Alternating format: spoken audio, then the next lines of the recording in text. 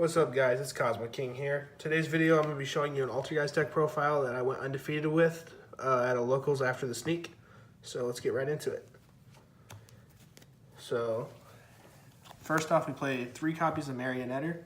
This card actually sets a trap directly from the deck, so you can basically play around Ash, and it also allows you to tribute any Altergeist card, special summon one from the graveyard. Then we play 3 Multi-Faker. This card's new. It's why the deck is so good. It's pretty much a tour guide for any Altergeist card out of the deck whenever you activate any trap, including non-Altergeists. Then we play 3 Milozique. This card is also really good.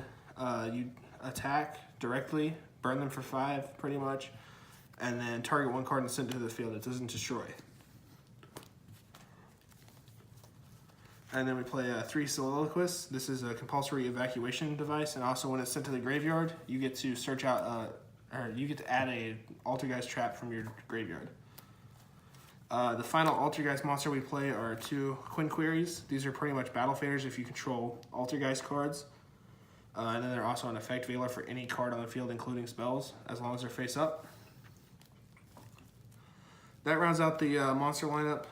We play 3 copies of Secret Village of the Spellcasters. I chose this over Anti-Spell because if you can't put a Spellcaster on the board already, you're in a losing position.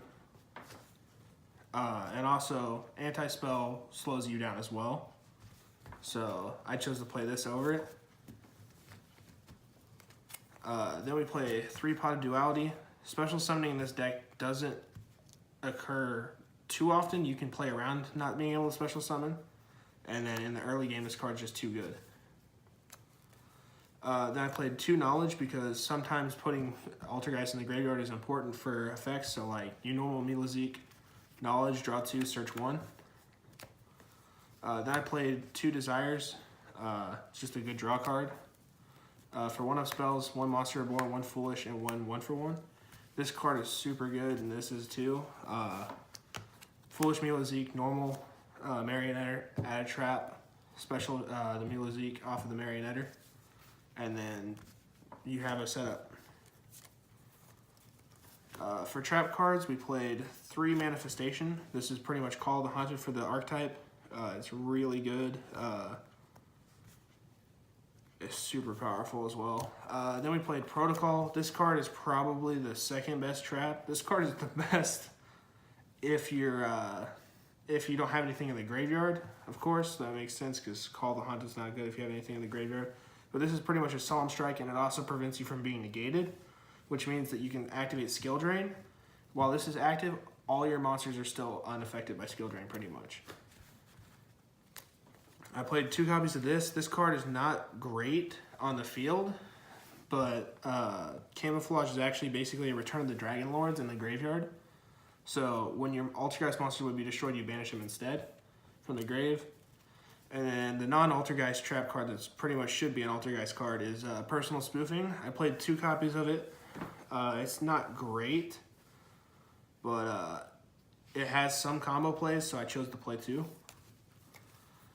Then we played 2 copies of Torrential, and finally Skill Drain. So let's go into the extra deck now. So the extra deck is not complete because you never really go into it, but you have to play 3 of those. That's pretty much the one you go into every single game. He's a spell negator, and he does all of your combos, and also when he leaves the field, you actually get to search any Altergeist card, and you can actually link this guy with another Altergeist to make another copy of himself, so you get to get a search off that. Then we played 2 copies of Priz Banshee. This card almost never comes up. I don't think I summoned it today. I think I've summoned it once. It's cool, I guess. Then I played 2 copies of Kidogre or something like that. I don't know how to pronounce it, but I played it because it was an Altergeist card and I had space. It's cool for OTKing, I guess, because it brings something back if an Altergeist does battle damage, but it has to attack before the other one that's brought back attacks as well. Then we played Staryusha Skoldeed, Topologic, and Borlode. Skoldeed's not necessary. Just play Topologic. And then we played Deco Talker as well. anyways, that was the deck profile.